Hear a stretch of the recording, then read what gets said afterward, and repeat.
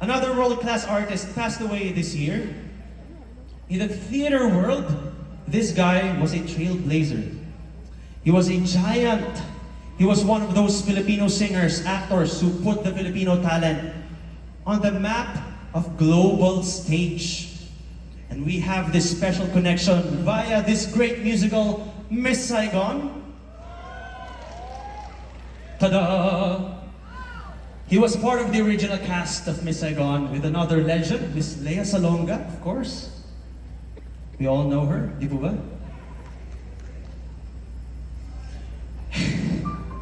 And went on to play the lead role of engineer in Miss Saigon. I remembered meeting him in the last show of Miss Saigon shows, and he was so down to earth. To his loyal fans though, this artist will be remembered as the Prince Charming to another legendary actress and superstar, Miss Nora Honor, who was always there to care for and express his love to our superstar. Oh, di ba? Oh. Muntikan ko na ipa-AI yung face ko kanina para kasama ako ni Ate Gay. Yeah, to all his fans who are here, thank you for supporting this concert. And this special segment is for you. I would like to thank Global Guy Kokoy Lovers Friends, GGCLF, Nora's Friends Forever, Federation of Nora Honor Followers, nagkalat po sila talaga, D-Solid, Group Forever Noranians, Grand Alliance for Nora Honor Philippines, or GANAP,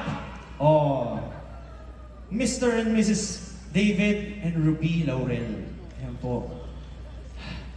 Sa inyo pong lahat, maraming salamat po ngayong gabi po ay bibigyan ko po ng pagkilala ang isang singer, aktor at mangingibig na nagpamalas ng kanyang galing hindi lamang sa Pilipinas kundi sa buong mundo, si Mr. Kokoy Laurel.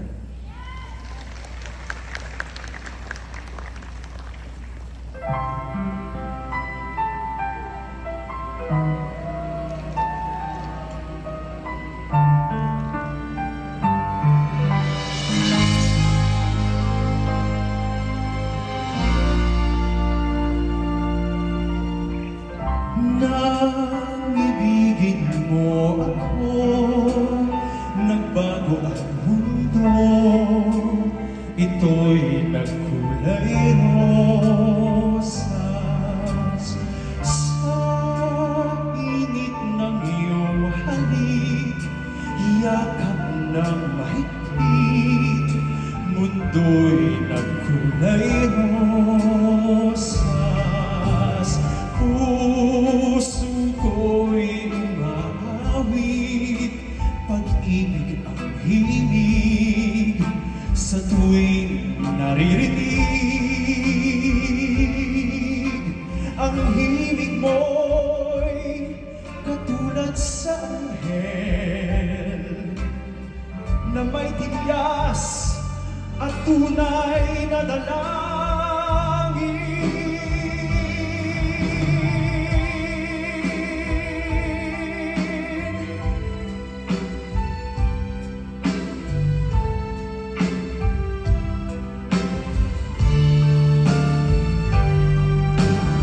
C'est toi pour moi pour toi, dans la vie, tu m'es la vie, ma juré pour la vie.